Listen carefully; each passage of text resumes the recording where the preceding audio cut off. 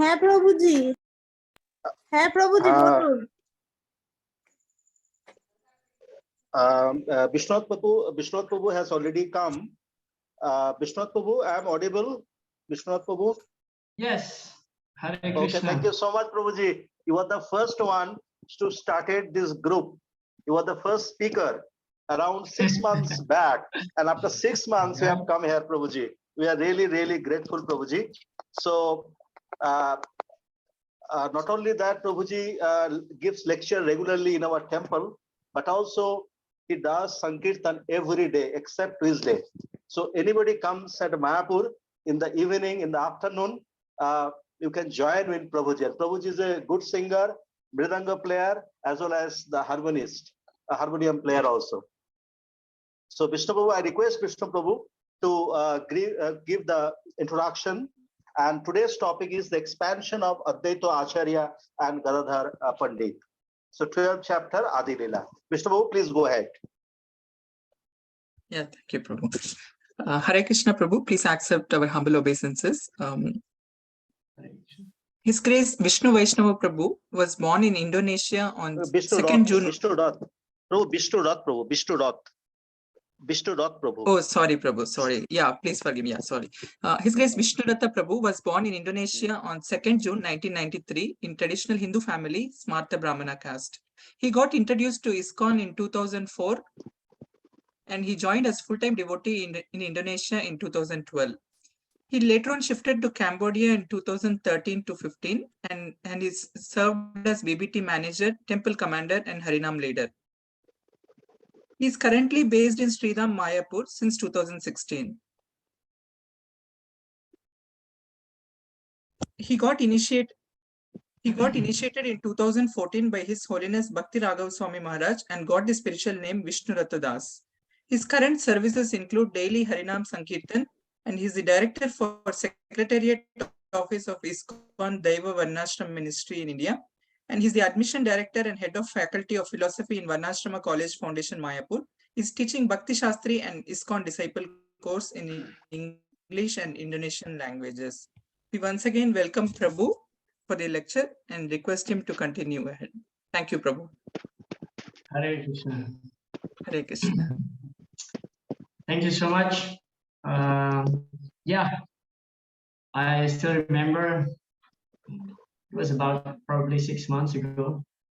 I was invited by His Grace Jivanuga Prabhu to speak for the first time in this group about the 5 subject matters discussed in the Bhagavad Gita. Yes, Prabhu. So Yes, Prabhu. tonight, yeah, we are going to discuss the 12th chapter of the Adi Lila of Caritamrta. So before we go further, we can palm our hand like this and we can recite the Mangala chant together to invoke the mercy of the Acharyas. Hare Krishna. Om Jnana Timirandasya Jnananjana Salakaya Chakshur Unmilitam Yena Tasmai Sri Gurave Namaha Sri Caitanya Manobishtam Stapitam Yena Bhutale Swayam Rupa Kadamahyam Dadati Swapadantikam Namo Vishnu Padaya Krishna Prishtaya Bhutale Srimade Bhakti Vedanta Swami Nitinamine Namaste Saraswati Deve Gaudavani Pracharine Nirvishesha Shunyavadi Paschatya Deshatharini Vanchakalpatarubhyascha Kripasindubhya evacha Patitanam Pavanebhyo Vaishnavebhyo Namo Namaha Jai Sri Krishna Chaitanya Prabhu Nityananda Sri Advaita Gadadhara Srivasati Gaura Bhakta Hare Krishna Krishna Krishna Hare Hare Hare Rama Rama Rama Hare Hare Mukam Karoti Vachalam Pangam Bhayate Girim Yat Kripatamham Vande Sri Gurun Dinataranam Paramananda Madhavam Sri Chaitanya Ishwaram Katanchana Smriti Asmin Duskaram Sukaram Bhavet Vismrite Viparitamsya Sri Chaitanya Namami. Hare Krishna. So the Adi Lila, chapter 12, entitled The Expansion of Advaita Acharya and Sri Gadadhara Pandit. Yeah. So what we are going to do this evening is that I will summarize the whole chapter in brief. And then there are a few verses, including Srila Prabhupada's purport, in which I found it interesting, and also they are having very basic, I would say, basic understanding in our philosophy in Krishna consciousness. Yet these basic principles, this basic understanding is actually the most important subject that we can discuss for all of us here. So in general, this chapter consists of 96 verses, in which actually from the first verse heading to the 79th verse of this chapter is all describing about the branches of Sri Advaita Acharya. And then the next verses from 80 onward, it describes about the branches of Sri Gadadhara Pandita. So most of the chapter is actually discussing about the branches of Advaita Acharya. Yeah. So whenever Srila Prabhupada talks about the 5 members of the Panchatattva, so Srila Prabhupada always mentioned that amongst these 5 members, there are 3 Prabhus. Yeah. Caitanya Mahaprabhu, Nityananda Prabhu, and Advaita Prabhu. Yeah. Probably most of you have heard this statement by Srila Prabhupada. And we know actually Nityananda Prabhu and Advaita Prabhu, these are 2 main branches of the Caitanya tree. Yeah, we have learned this in the previous chapter. So now we are focusing on the Advaita Acharya's expansion, or the branches of Srila Advaita Acharya. So in general, Advaita Acharya, we know his pastimes that he is the one actually invoking the Lord's presence.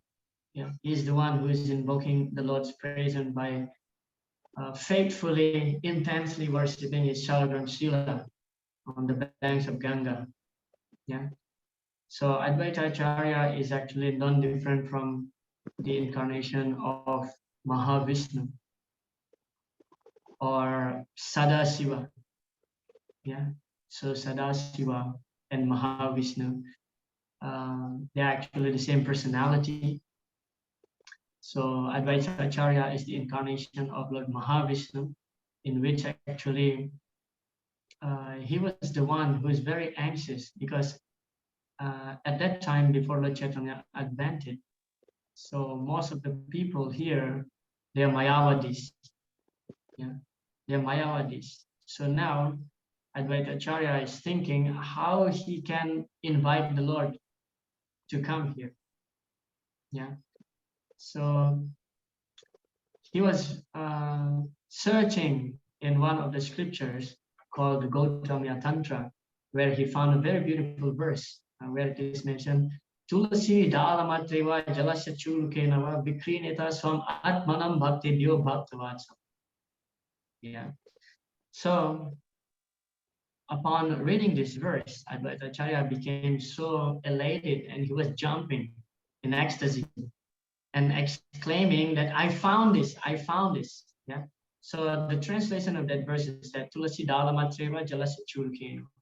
So simply by worshipping Krishna or the Salagram Shila, using 1 tulsi leaf and a little bit Ganga water, Jalasya Chulukena Vikrineta Swam Atmanam Bhakti Vibhaktavatsa. Krishna will sell himself to such a devotee. What does it mean when Krishna sells himself to a devotee? That means Krishna becomes our slave.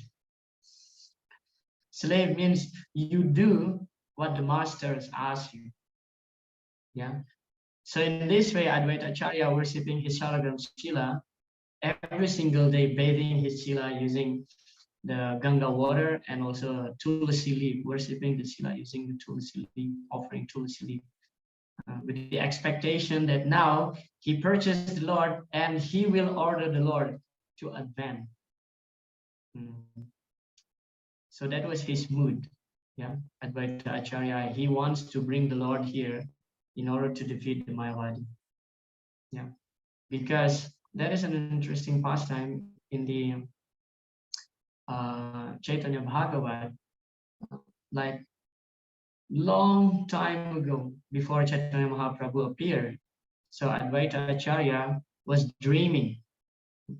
Actually, in his place in Santipur, most of the people are Mayavadis. So Advaita Acharya was thinking that this Bhagavad Gita is full of nectar. The whole Bhagavad Gita is supposed to be about love of Godhead. But these Mayavadis, they are so expert in twisting the meaning of the Bhagavad Gita, the verses of the Bhagavad Gita, and give their own interpretation into Mayavadi philosophy. So Advaita Acharya was crying how they can defeat this. How can they defeat this, the Mayavadis? And then in his dream, he was crying. And then at night, he was sleeping. And then in his dream, Lord Chaitanya appeared in his dream and give the instruction how to defeat the Mayavadi philosophy. Yeah. So this is like before Chaitanya Mahaprabhu appeared. So Chaitanya Mahaprabhu appeared in Advaita Acharya's dream. Yeah. So before Chaitanya Mahaprabhu appeared in this world. So of course, in this chapter, come back to this chapter again, Advaita has 6 sons. Yeah. We will see that who are there. The first one is Achyutananda, of course. Very famous son of Advaita Acharya, Achyutananda. And then the second one is Krishna Mirsra. And then the third one is Gopal. Yeah. So these 3 sons, they are actually the real follower of Advaita Acharya. And the other 3 sons are considered to be deviated because they also become monistic. They become Mayavadi. Yeah. So Srila Krishnadas Kaviraj Goswami in the beginning of the chapter mentioned that there are 2 categories of Advaita Acharya's followers. One is the real followers, and the other one is the false followers. So the real followers is those who are following the instruction of Advaita Acharya, and the false followers, those who are becoming the Mayavadi, who are against the instruction of the Acharya, yeah, Advaita Acharya. And this chapter also touches briefly about Kamalakanta Viswas, who is actually Advaita Acharya's secretary. Very interesting personality, where actually Kamalakanta Viswas, one time he was sending a letter to King Prataparudra in Jagannath Puri, and nobody is allowed to see this letter. Yeah. Of course, Chaitanya Mahaprabhu, being the Supreme Personality of Godhead, he who resides in everybody's heart as Paramatma, know what is the message sent by Kamalakanta Viswas to the king.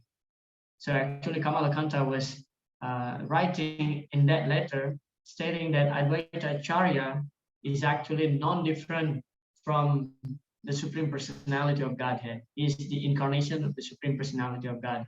He is the Mahavishnu.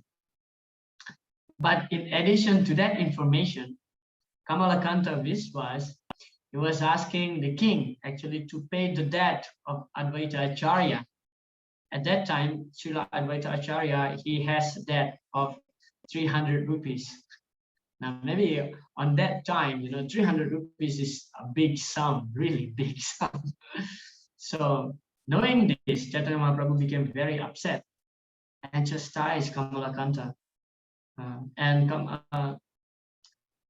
Chaitanya Mahaprabhu asked his servant, Govinda, he told that from today onward, never allowed Kamalakanta Viswas to meet me.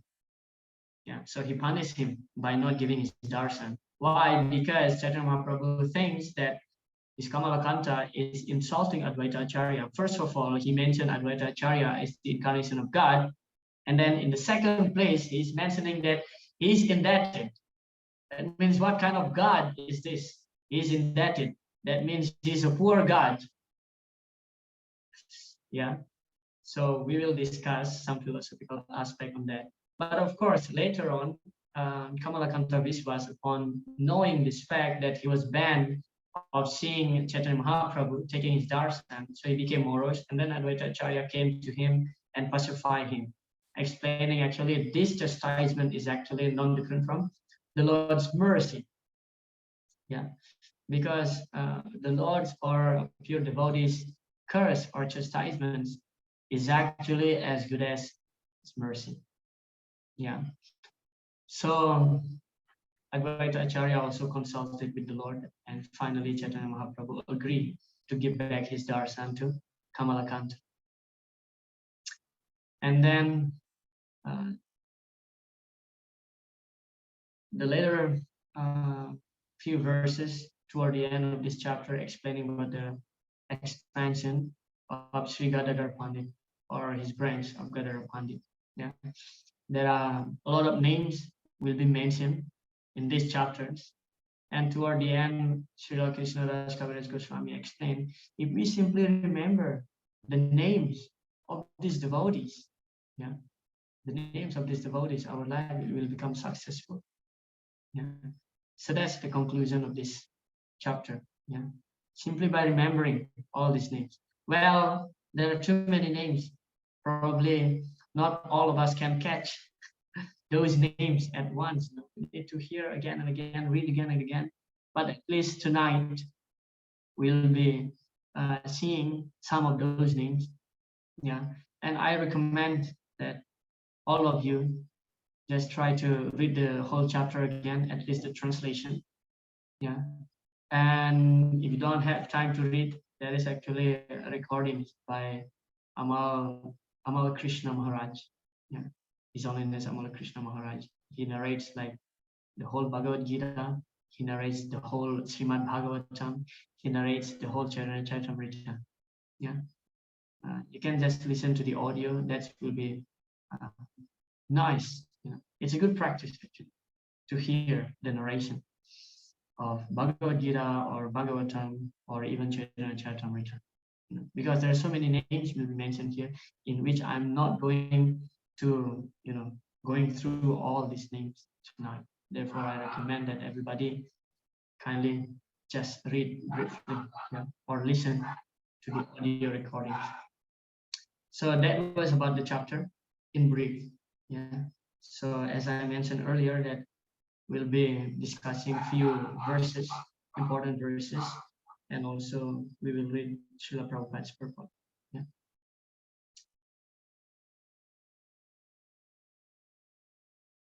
All right.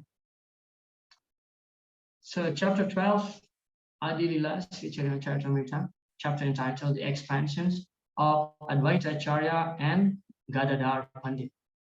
Yeah. So Bhaktivinoda Thakur gives a summary of the 12th chapter in his Amrita Pravaha Bhashya. The 12th chapter describes the followers of Advaita Prabhu, among whom the followers of Achyutananda, the son of Advaita Acharya, are understood to be the pure followers who received the cream of the philosophy Sri Advaita Acharya enunciated. Other so-called descendants of the followers of Advaita Acharya are not to be recognized. This chapter also includes narration concerning the son of Advaita Acharya named Gopal Mishra and Advaita Acharya's servant named Kamalakanta Viswas. Now, I have narrated about Kamalakanta briefly. In his early life, Gopal fainted during the cleansing of the Gundicha Mandir at Jagannatha Puri, and thus became the recipient of the mercy of the Lord Chaitanya Mahaprabhu, the mercy of Lord Chaitanya Mahaprabhu. The story of Kamalakanta Viswas concerns his borrowing 300 rupees from Prataparudra Maharaj to clear a debt of Advaita Acharyas, for which Sri Chaitanya Mahaprabhu chastised him when he came to know of it. Kamalakanta Viswas was then purified by the request of Sri Advaita Acharya. After describing the descendants of Advaita Acharya, the chapter concludes by describing the followers of Gadadhara Pandit Goswami. Yeah. So in the text number 8, here is the verse.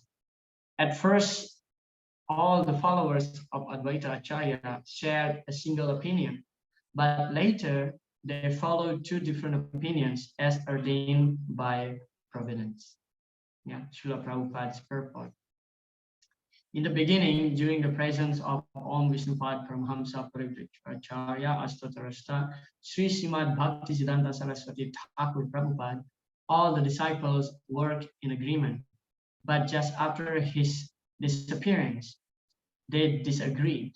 One party strictly followed the instruction of Bhaktisiddhanta Saraswati Thakur, but another group created their own concoction about executing his desires. Bhaktisiddhanta Saraswati Thakur, at the time of his departure, requested all his disciples to form a governing body and conduct missionary activities cooperatively. He did not instruct a particular man to become the next Acharya, but just after his passing away, his leading secretaries made plans without authority to occupy the post of Acharya, and they split into two factions over who the next Acharya would be.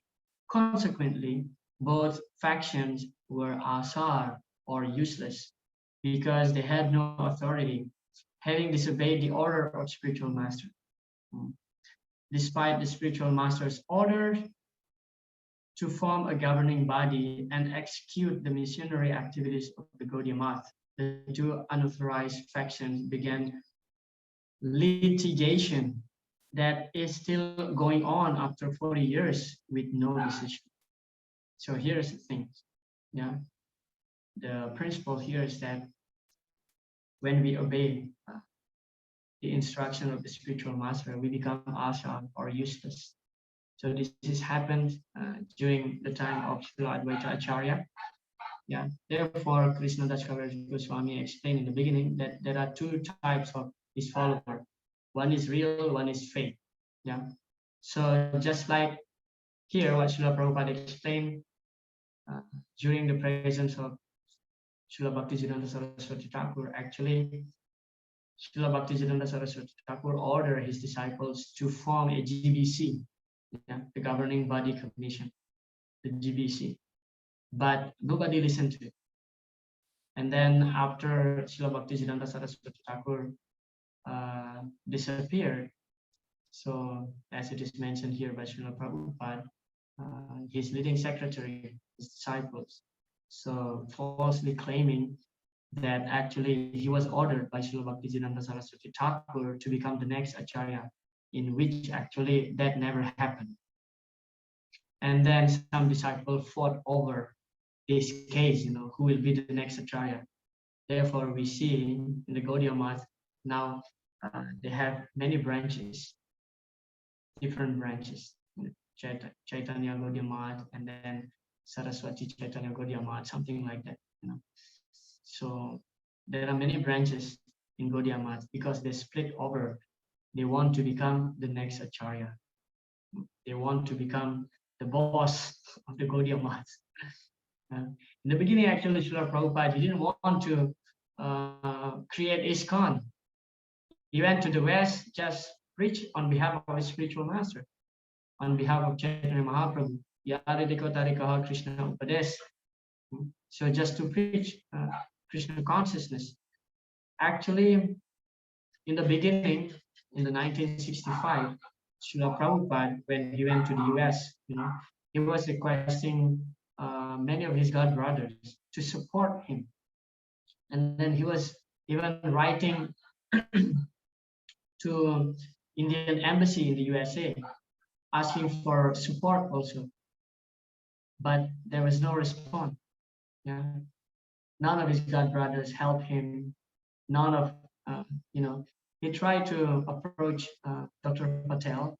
Yeah, he's also kind of Mayavadi, asking for help also. He helped a little bit, but somehow or other, Srila Prabhupada, sometimes he got frustrated, And then he, Srila Prabhupada mentioned in one of his lectures that whenever I feel frustrated, I went to the harbor thinking to go back to India.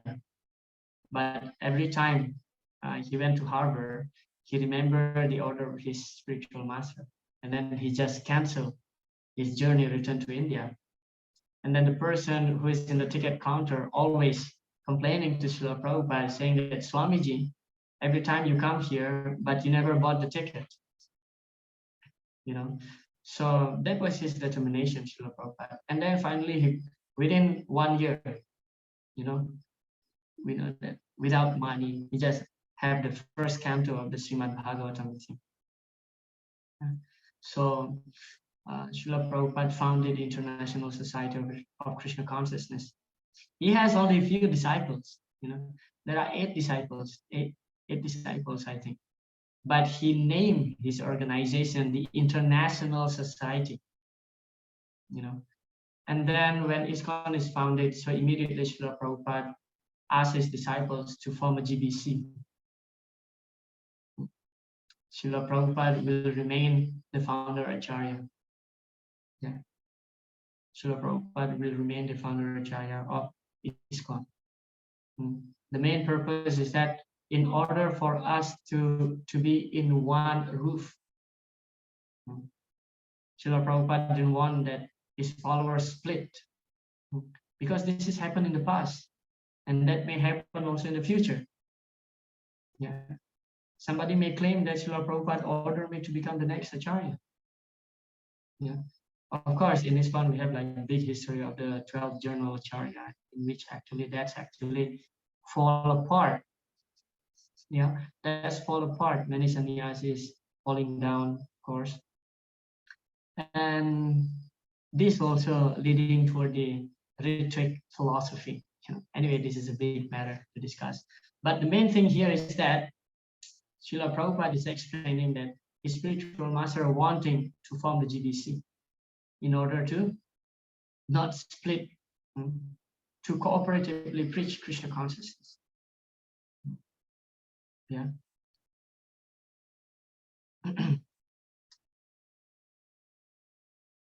At first of all, follower of it's already been, still in the same verse. This is the continuation of Srila Prabhupada's purport. The Vedas confirm this. Yasya deve parabhakti yatha deve tata guram tasyate katita hyata prakasante mahatma. To one who has staunch faith in the words of the spiritual master and the words of the Supreme Personality of Godhead, the secret of success in Vedic knowledge is revealed. So yatha deve tata guram. That means we have to have faith. Faith means not only faith in Krishna, but also faith to the spiritual master. Tasyate katita hyata prakasante mahatma. So prakash, then the secret of the Vedic knowledge will be revealed in the heart of such a person who has faith both to the spiritual master and Krishna. Because if we have faith only to Krishna, what does it mean? We are simply a kanistha adhikari. If we don't have faith to the spiritual master, if we don't have faith to the devotees, that means we are kanistha. Yeah. Archayam eva haraye pujam yashradhaye hate nathad bhaktesu chanyesu sabhakta prakrita smrita. The Srimad Bhagavatam in the 12th canto it is described. Archayam eva haraye pujam yashradhaye hate. If a person worships the Archa Vigraha with so much shraddha, faith, but nathad bhaktesu chanyesu, but if he doesn't have faith or disrespect devotees or people in general, sabhakta prakrita smrita. So that devotee is considered to be prakrita bhakta or pretender or kanistha. Yeah, because kanistha mentality is they have faith only to Krishna and not to the devotees, not to the spiritual master. This is kanistha. One may be second initiated, having sacred thread, but he is a fault finder. He disrespects the devotees, so he is kanistha. So we have to have faith both to Guru and Krishna. Yeah. Brahmanda Brahmite Kona Bhagyavan Jeev Guru Krishna Prasade Pai Bhakti Lata. Yeah. We've been traveling in this Brahmanda, in this egg of Lord Brahma, this universe, up and down, and somehow or other by Guru and Krishna's mercy. Guru Krishna Prasade Pai Bhakti Lata Beach, we can develop our Bhakti Lata, the creeper of Bhakti, by Guru's mercy. One time Srila Prabhupada was asked, because Srila Prabhupada was giving a lecture, and Prabhupada mentioned he was giving a lecture on the verse of the Bhagavad Gita. How does that verse start?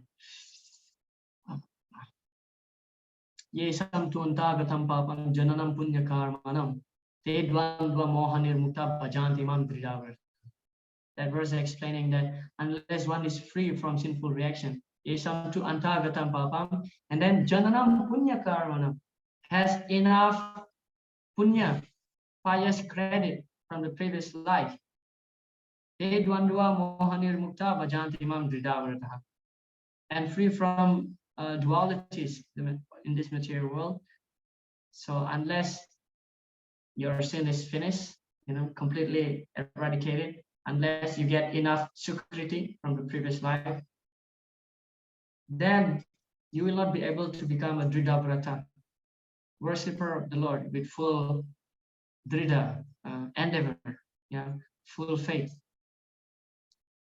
When Srila Prabhupada explained about that verse, one of his disciples asked, so Srila Prabhupada, what we have done in our previous life, that now we became a devotee of the Lord? And Prabhupada said, you have done nothing.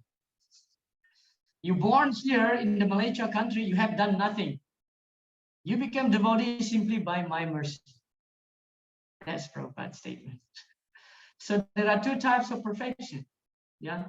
One is called the sadhana siddhi, the other one is kripa siddhi. Sadhana siddhi means you become perfected by doing sadhana. You work so hard, accumulating pious credit, then your life is perfected. And the other one is kripa siddhi, simply by the causeless mercy of a great devotee, your life is perfected. So Srila Prabhupada said, you have done nothing. You're born in the Malaysia country. You became devotee simply by my mercy. So that is the power of Guru's mercy, the Acharya's mercy. We have to follow. That's the first lesson from this chapter that we can. And then from text number 10, is mentioned here, the order of the spiritual master is the active principle in spiritual life. Anyone who disobeys the order of the spiritual master immediately become useless. Srila Prabhupada mentioned, here is the opinion of Srila Krishnadas Kaviraj Goswami.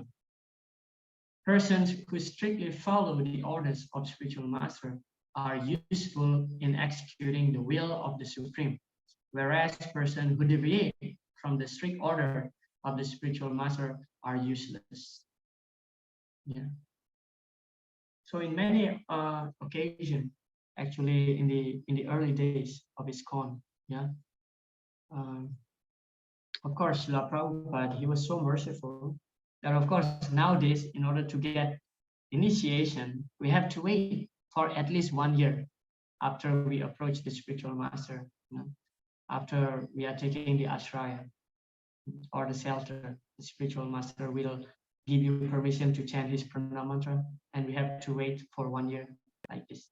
That's the general procedure nowadays we have.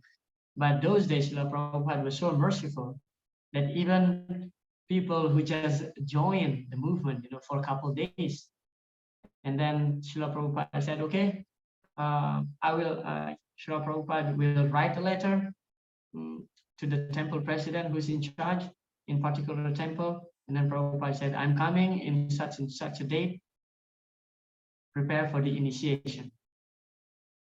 So it's happened once in one of the temples that there's one new bhakta who is just actually curious about the movement, joining the movement just for 4 days. And then Srila Prabhupada came, and then there is announcement, okay, tomorrow will be initiation, get ready. Everybody was so excited to get initiation. And they don't even know about that you have to give a vow, that you have to follow the 4 golden principles. Some of Srila Prabhupada's disciples just got shocked that actually at the time of initiation, he was asked to follow the four regulative principles. He was shocked, like, whoa, following these four regulative principles. So anyway, Srila Prabhupada gave initiation, and then the next year Srila Prabhupada left, right? And then one of the disciples who took initiation also left the movement, and then later on found out that actually he ate meat again. He's not chanting anymore. He went back to the normal karmi life, sinful again. And then the temple president wrote a letter to Srila Prabhupada that Prabhupada, such and such a devotee, left and became rascal again. What to do, Srila Prabhupada? And Srila Prabhupada replied that he may be initiated by me, but he never was my disciple. That means when you are losing the mercy of the spiritual master, then finish. Your life is finished.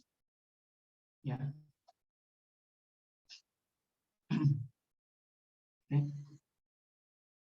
And then here is a very beautiful analogy given by Krishnadas Kaviraj Goswami. Paddy is mixed with straw at first, and one must fan it to separate the paddy from the straw. So during harvest, this is happening. This example given by Krishnadas Kaviraj Goswami, this is Prabhupada's purport, is very appropriate. In the case of the Gaudiya Math members, one can apply a similar process.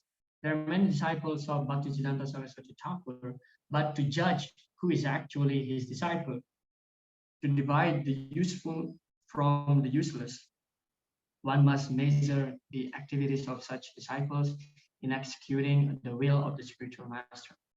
Bhaktisiddhanta Saraswati Thakur tried his best to spread the cult of Sri Chaitanya Mahaprabhu to countries outside India, as one fans paddy to separate the real paddy from useless straw by accepting the criterion recommended by Krishnadas Kaviraj Goswami. One can very easily understand who is genuine world preacher and who is useless. Actually, in this chapter, one of the purport in this section, in the early chapter, Srila Prabhupada, actually, he talks about his God brothers who try to preach to the West, but they're not very serious. They just want to go to America, to London, like this, without taking the order of Srila Bhaktisiddhanta Saraswati Thakur very seriously. Therefore, they fail to preach. Therefore, they fail to preach. Srila Prabhupada, in one of his lectures, mentioned that such a disciple who is actually not following the instruction of the spiritual master strictly is actually like a burden, just like a bug sitting on the lap of a king. Now, if you have taken the ISKCON disciple course, this quote is there. So Prabhupada explained, just like a bug sitting on the lap of a king. That means these people just want to be around his spiritual master, but they don't want to follow the order of the spiritual master. So they want to get the same respect as the spiritual master, like this bug sitting on the lap of the king, thinking that he gets the same respect as much as king. Sitting on the throne, people bow down at him. But what is the bug's business? Just biting the king and suck the blood of the king. So a disciple who doesn't follow the order of the spiritual master is just simply a burden for his spiritual master.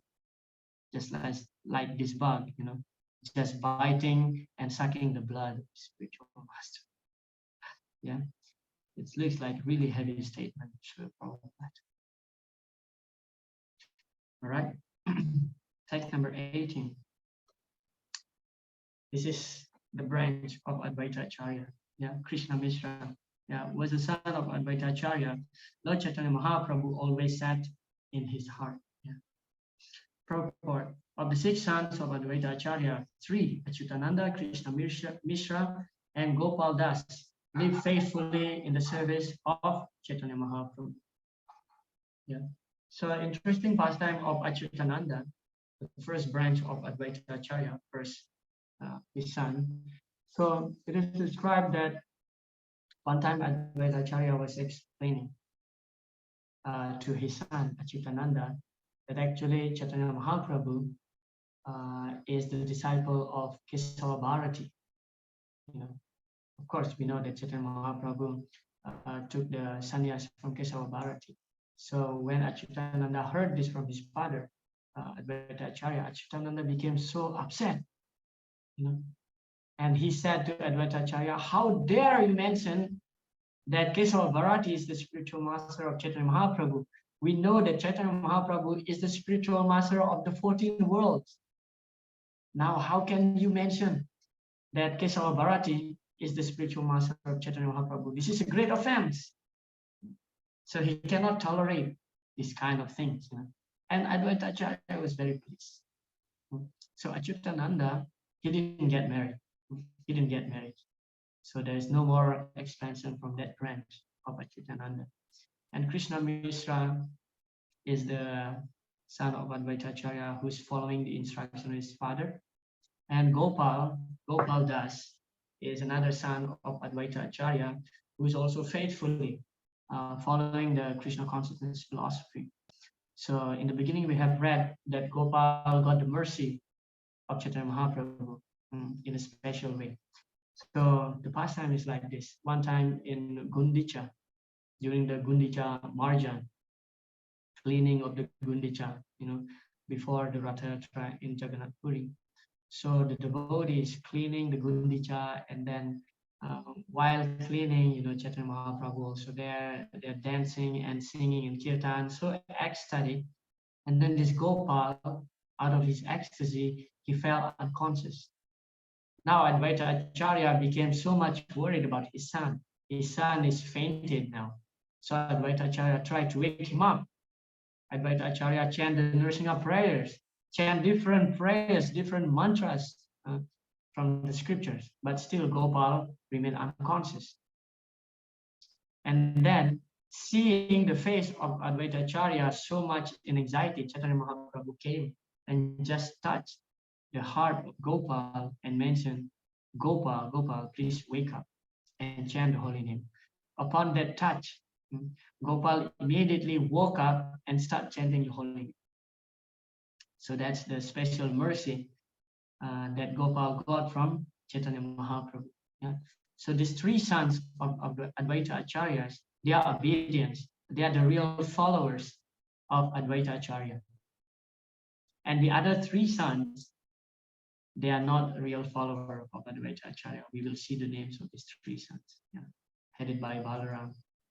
They became Mayavadi. Yeah. Text 27. The other sons of Advaita Acharya were Sri Balaram, Swarup, and Jagadish. These three sons, they are actually rejected. Yeah. Srila Prabhupada's purport. The Sanskrit book Advaita Charita states that Balaram, Swarup, and Jagadish were the fourth, fifth, and the sixth sons of Advaita Acharya.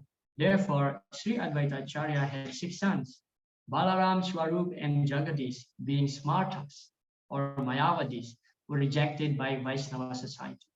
Sometimes Mayavadis pose themselves as Vaishnavas or worshippers of Lord Vishnu, but actually they do not believe in Lord Vishnu as the Supreme Personality of Godhead, for they consider demigods like Shiva, Durga, Surya, the sun god, Ganesh, equal to Vishnu. Yeah. In the Srimad Bhagavad Gita, Srila Prabhupada explained in one of his purport, he mentioned that if a person considers the demigods equal to Lord Vishnu or Krishna, they are called the Pasandi. Pasandi means pretender. One who doesn't have faith is a pretender. Yeah. So these are the six sons of Advaita Acharya. Of course, after this, there are many expansions from his sons, grandsons, like this, in which actually Srila Krishnadas Kaviraj Goswami mentioned in this chapter, stating that it is not possible to mention all these names. Even if I try to mention all these names, it just fill up the book. So he doesn't want to fill up the book because these branches becomes twigs. It's like innumerable. Therefore, Kaviraj, as Swami mentioned, that it is not possible to mention all. And if I try to trace out all these names, it just filled up the book. Yeah. And this is regarding the Advaita Acharya who has 300 rupees debt. He accepted once a charity, and then from a materialistic person. And this is the principle. Advaita Acharya, my spiritual master, should never accept charity from rich men or kings. Because if spiritual master accepts money or grains from such materialists, his mind becomes polluted. Yeah. Anna means grain. So, Visayi, the word Visayi means materialistic person. Visayara anakaile dustahayaman, mana dustahaile nahi Krishna Rajma. So it is mentioned here like king. Well, generally, of course, an exception, King Prataparudra is a pure devotee. But generally, we shouldn't accept anything like money or grains or food, especially a cooked food. This is very dangerous. It pollutes our mind immediately.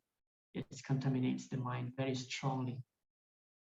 Cooked grain is very strong in inflicting our consciousness. Therefore, we should be very careful. Srila Prabhupada always mentioned to his disciple, we are devotees, we don't eat in the restaurant.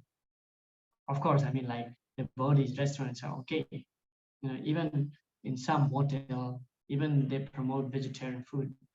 As much as possible, we should avoid this.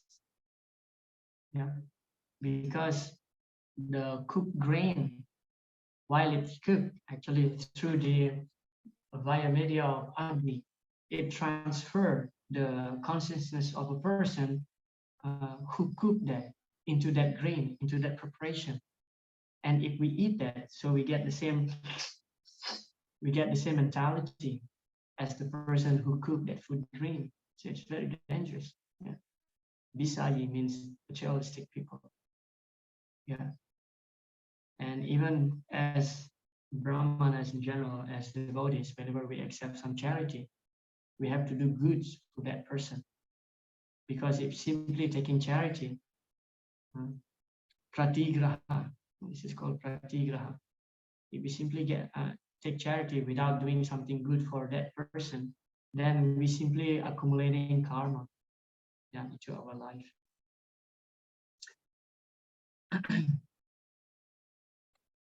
Srila Prabhupada explained here. It is very risky to accept money or food from materialistic persons, for such acceptance pollutes the mind of the charity's recipients. Yeah.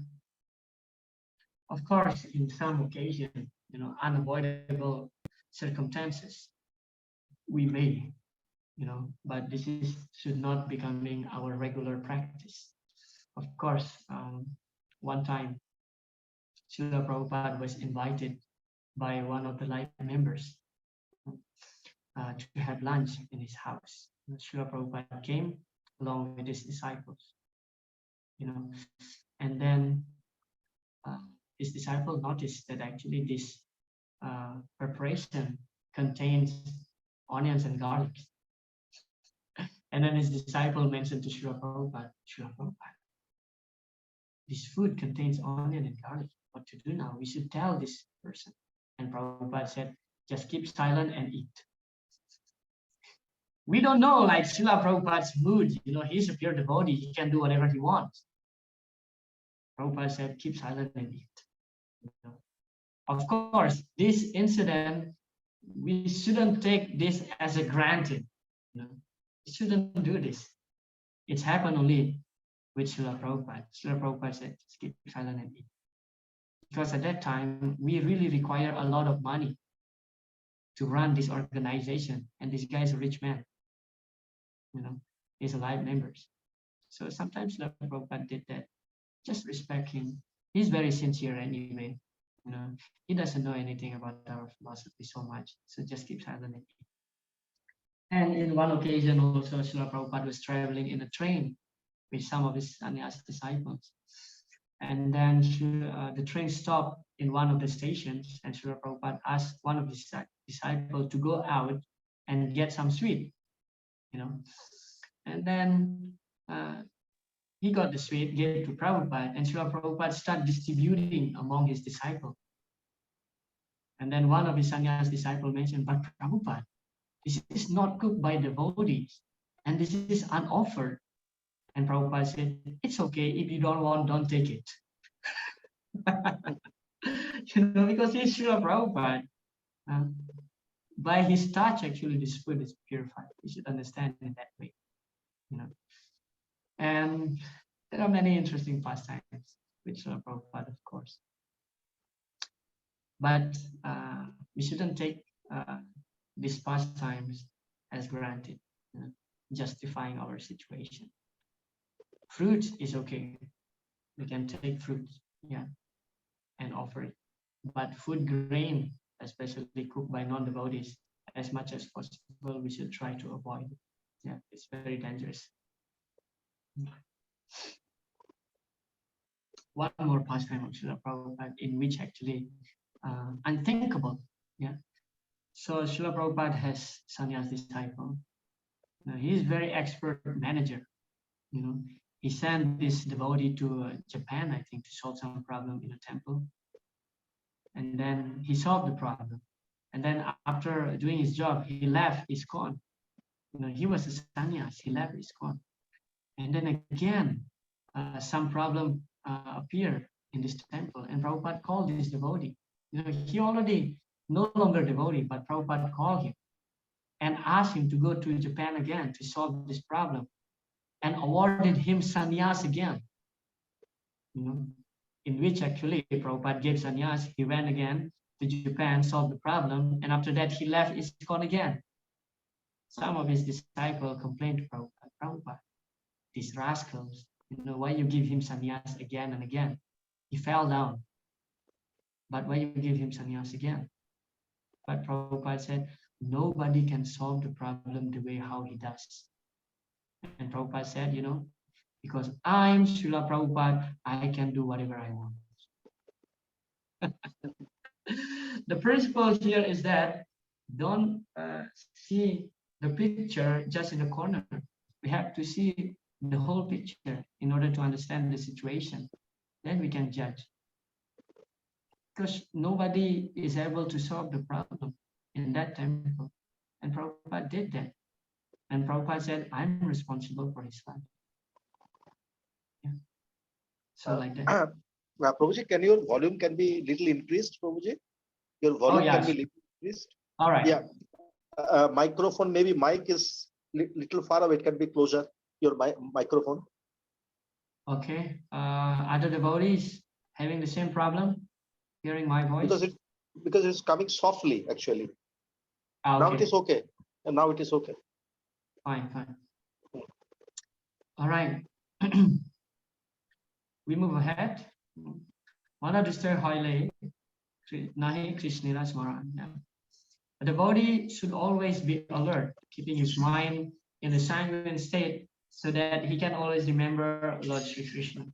The Sastras say, smarta satatam Vishnu. In devotional life, one should always remember Lord Vishnu. From this purport, we learn actually this is the key principle in our practice.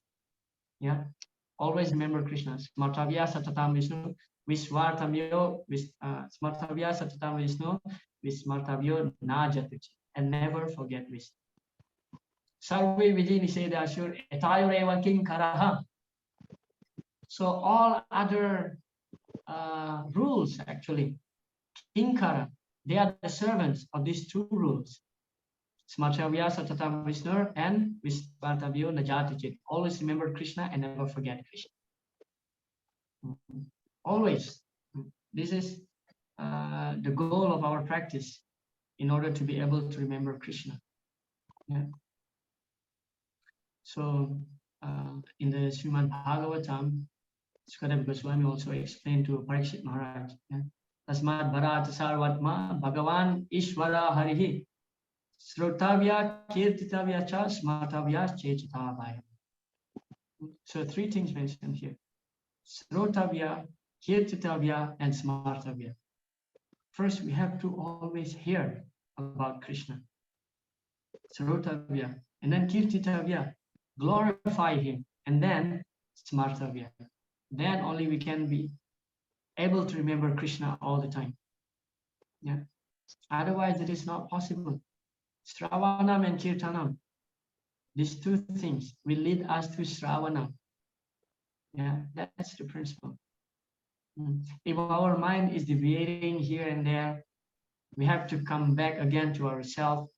We have to think that, am I hearing enough today? Am I chanting enough today? Glorify Krishna enough today? Yeah. If we remember about Krishna, that's very good. Yeah.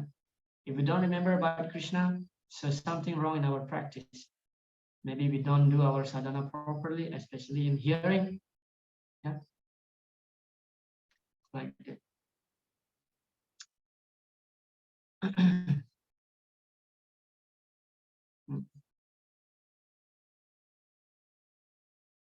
So we have around 15 minutes. Okay, we are heading toward the end, don't worry. Text number 17. A person without Krishna consciousness is no better than dry wood or a dead body. He is understood to be a dead while living, and after death, he is punishable by Yamaraj. Prabhupada's purport. After death, which is the hantara, chain of body, non-devotees are brought before Yamaraj for justice. By the judgment of Yamaraj, material nature gives them bodies suitable for the reaction of their past activities. This is a process of vihantara, or transmigration of the self from one body to another. Krishna conscious devotees, however, are not subject to be judged by Yamaraj. For devotees, there is an open road, as confirmed in the Bhagavad Gita. After giving up the body, tyaktva deham, the devotee never again has to accept another material body, for in a spiritual body he goes back home, back to Godhead. The punishment of Yamaraj are meant for persons who are not Krishna conscious. So amongst the followers of Advaita Acharya, the real one will not be the custody of Yamaraj. Yeah, those who are deviating from the Acharya's instruction, they will become the subject of Yamaraj's superintendence. Yeah. So our activities, just like here, it is mentioned that life without Krishna consciousness is no life actually. It's simply a dead body. Yeah. In the Srimad Bhagavatam, in the 3rd canto, chapter 23, it is described by Daiva, I think. Yeah. Nehayat karma dharmaya na viragaya kalpate na tirthapada sevaya jivan api mrito hi saha. So she mentioned that nehayat karma dharmaya, any activities, if that activities does not lead us to a dharma or religious, that activities are useless. Na viragaya kalpate, if that performance of religious activities doesn't lead us toward vairagya or detachment to the material world, so that religious practice is considered to be useless. Natirtha pada sevaya. But even after becoming a renowned person, if simply by becoming a vairagi, without tirthapada sevaya, without serving the Supreme Lord, that renouncement in itself is useless. Then, jivan api mrito hisaha.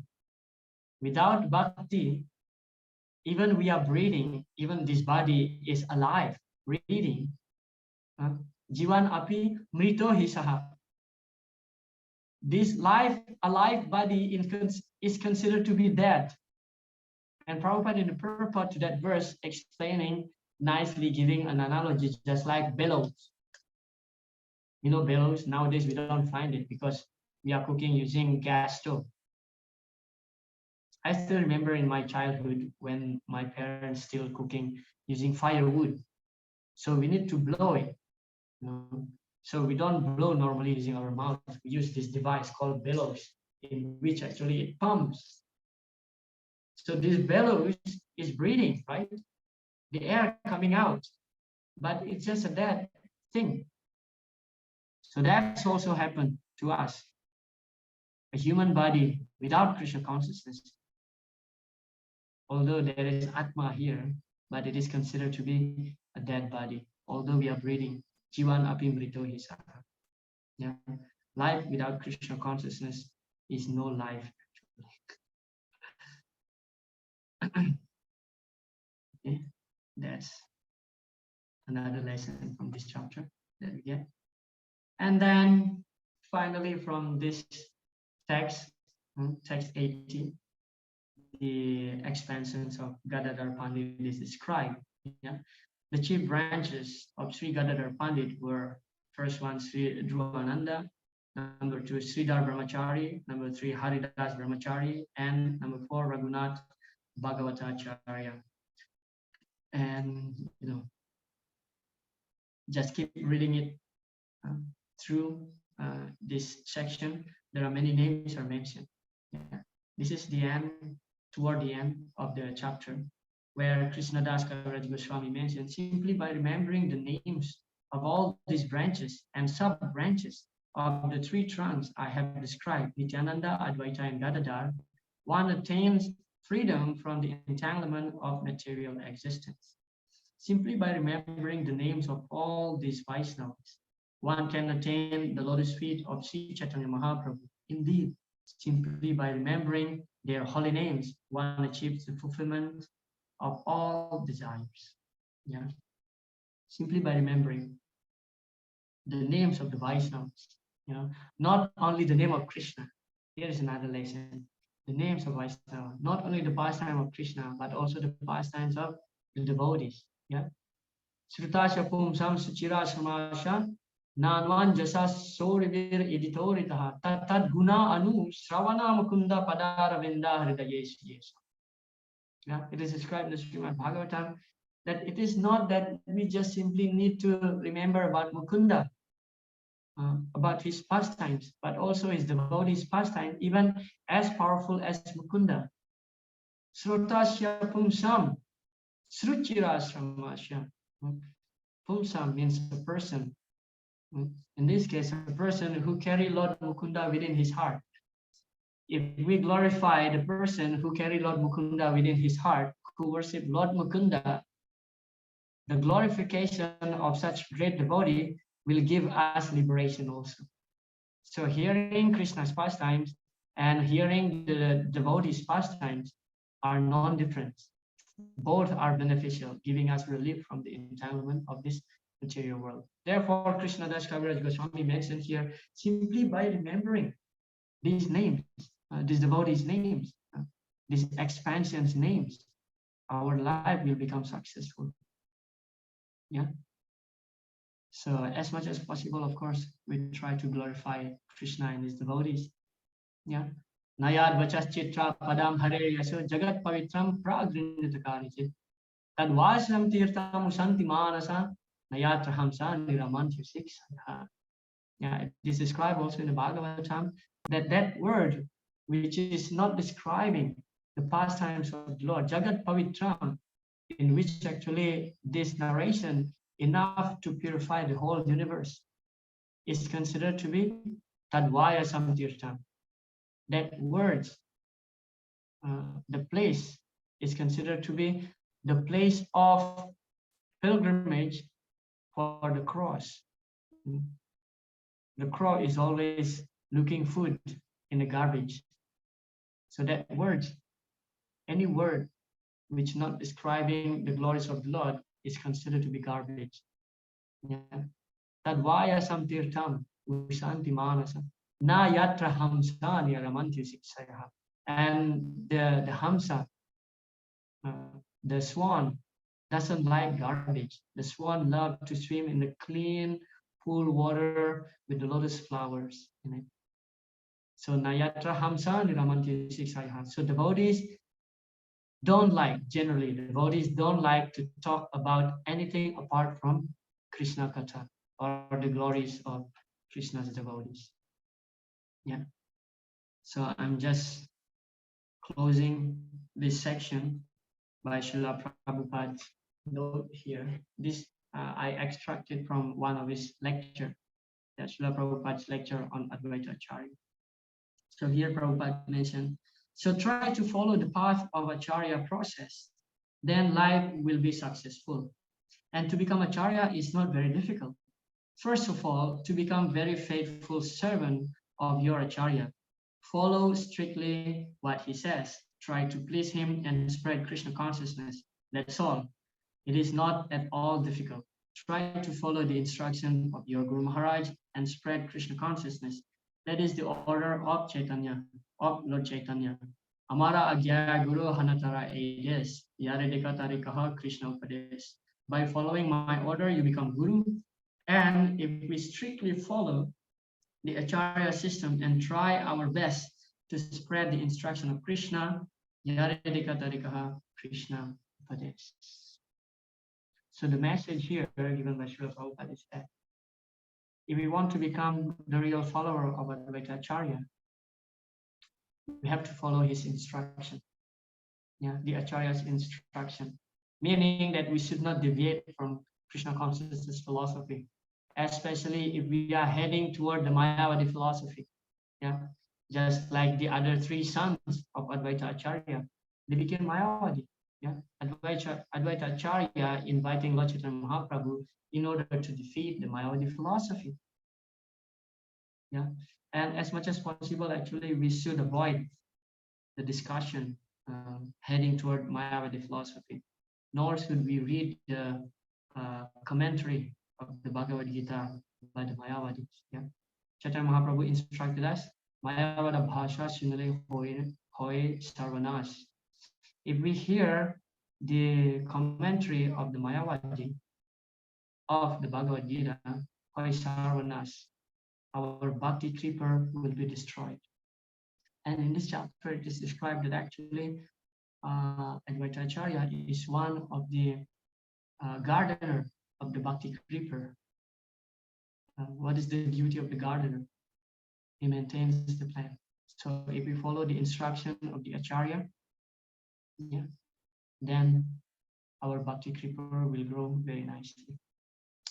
So that's all for now for this section, the 12th chapter of the Adi Lila, about the expansion of Advaita Acharya and Gadadhara Pandit. As I mentioned earlier, please read, because I don't put the whole thing in the presentation. We have like very limited time. Just read and hear all those names, and we will be successful in our life. Yeah, simply by remembering all these things. So auspicious. Yeah. Thank you so much. Hare Krishna. Yes, Prabhuji. Yes, Prabhuji. Thank you so much, Prabhuji.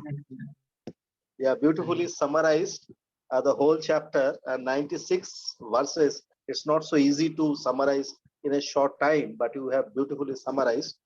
And before that, two Matajis from Kolkata, they have joined, Vidisha Mataji and Orpita. They are two sisters. So we welcome Vidisha Mataji and Orpita Mataji. And we open for the questions. So if you have any questions, so you can ask now. And Vidisha Mataji, Orpita Mataji, you can ask a question in Bengali also. I can translate to Prabhuji in English. Vidisha Mataji, Orpita Mataji, আপনাদের যদি কোনো প্রশ্ন থাকে আপনি বাংলায় জিজ্ঞাসা করতে পারেন, আমি ইংলিশে প্রভুজিকে ট্রান্সলেট করে দেব।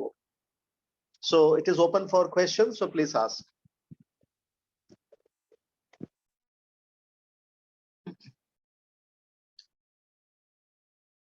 Hare Krishna Prabhu, Dandavat Pranam. Hare Krishna. Yes. Prabhu, I actually have a question related to the food part, which you explained. So in Mayapur, we see that ice cream, biscuits, then salted uncle chips being sold. So are we allowed to consume them, or we should avoid ice creams because they are factory made, not really cooked by a human being? So like what is your take on that? I wanted to ask Prabhuji. Yes, very good question. Yeah. What to do? What to do? It is in our hands. Yeah, what to do? Here is the principle. If we want to advance in Krishna consciousness very nicely, so as much as possible, better to avoid those food. Yeah, like ice cream with the Walls brand, for example. These are it is not cooked by devotees. Yeah, and it's not offered also. And we cannot offer it because what we can offer to Krishna is only something which is cooked by devotees with love and devotion. Yeah. So what to do? Not only in Mayapur, I'm sorry to say, in ISKCON we have this. Yeah. So what can I say, Mataji? I'm not in control. So, but I'm sure if Srila Prabhupada is still present, he will not be happy with this.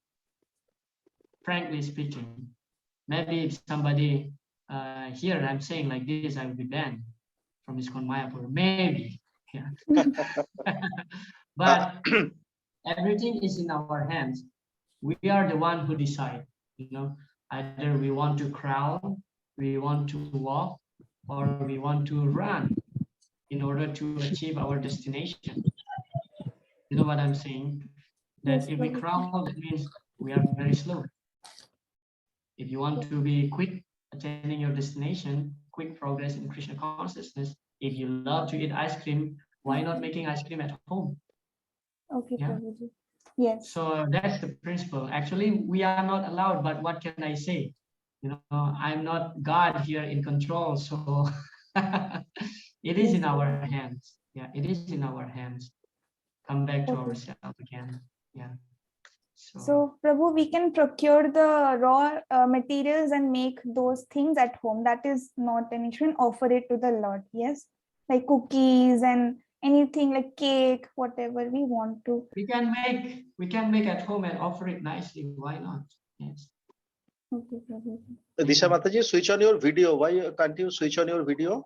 Actually, it is not working. I tried switching on the video, but that no issue. is not working. Sorry, Prabhuji. Well, that's fine.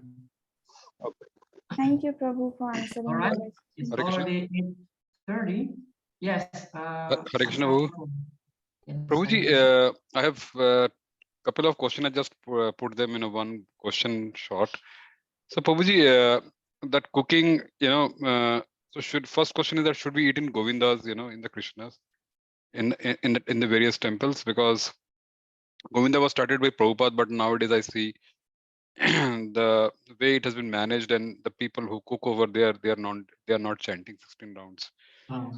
And I see many devotees eating over there, so I also started eating over there because I follow them.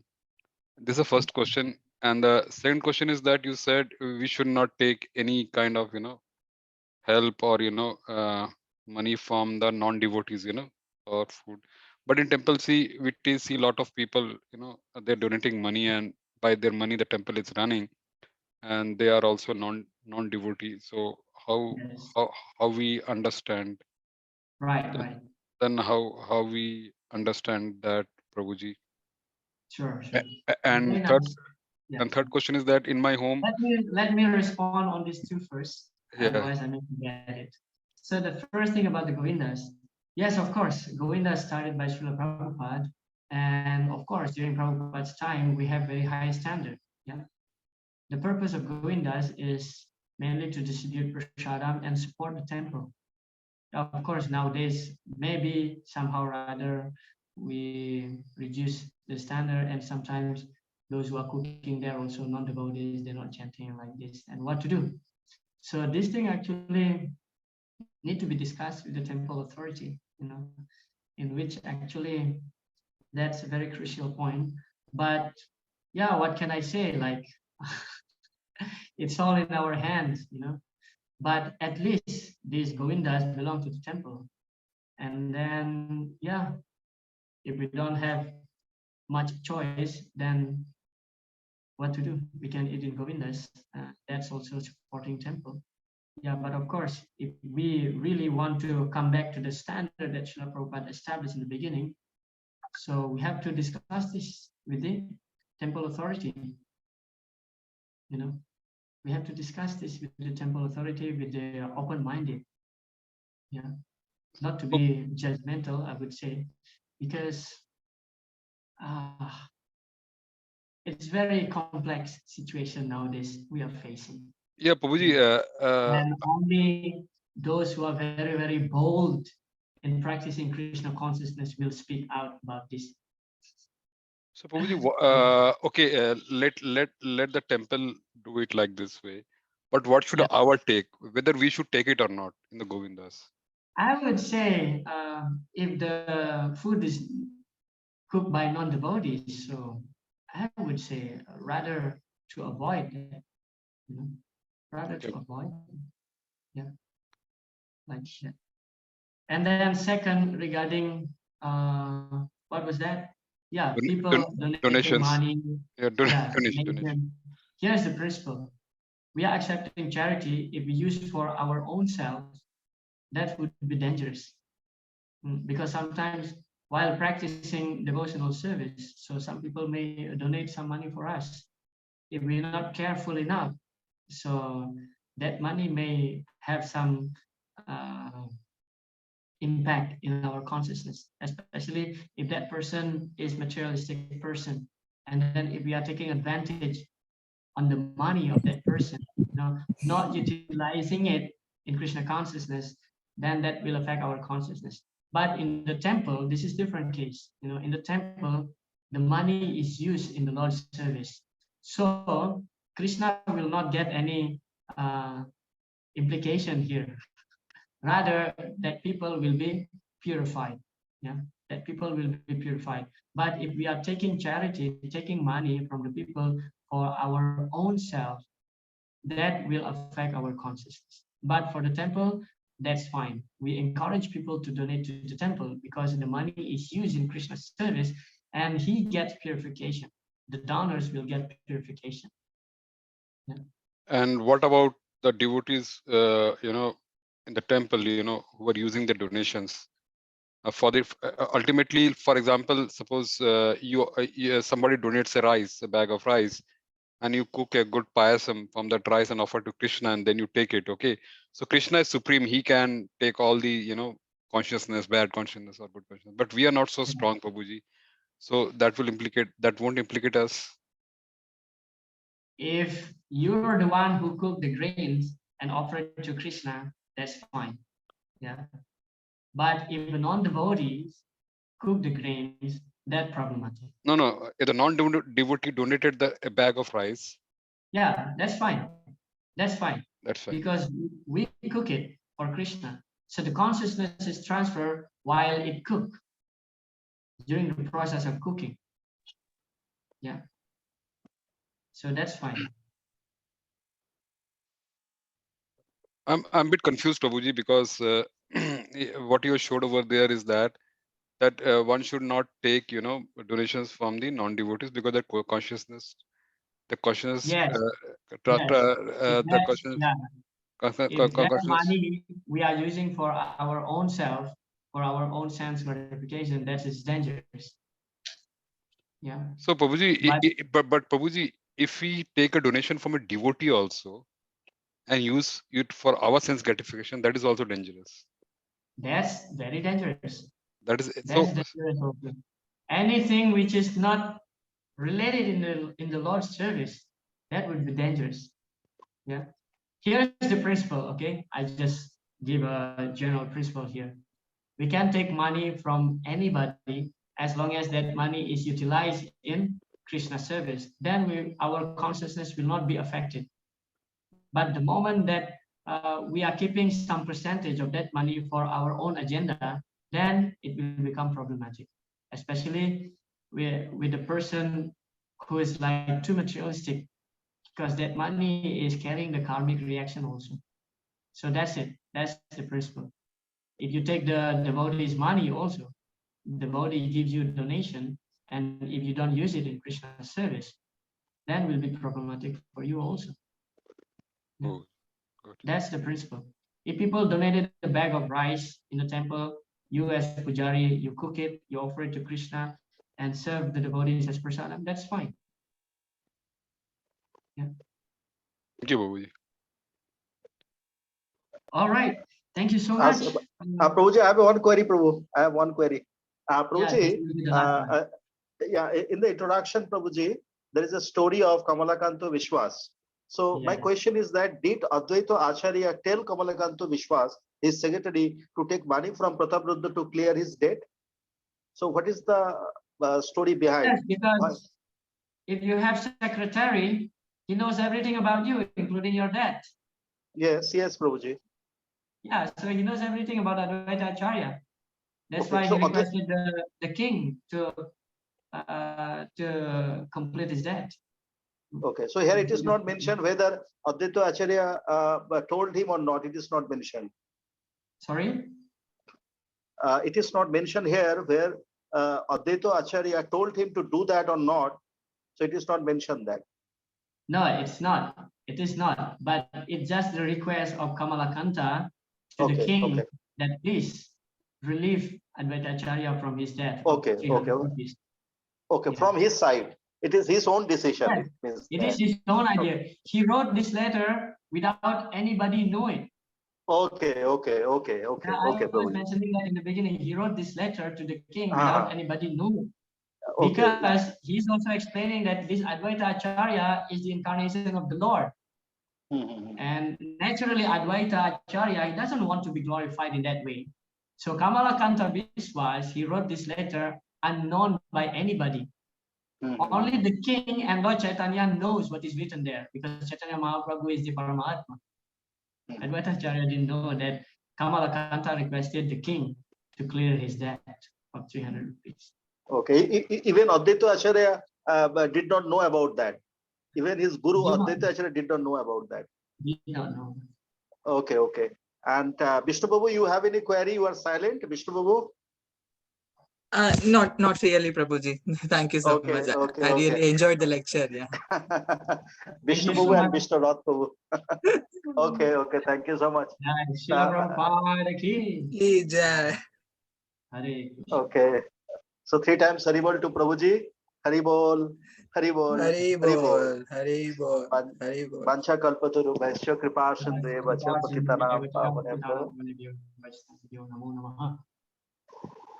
Thank you so much, Prabhuji. Dandavat pranam. Thank you so much.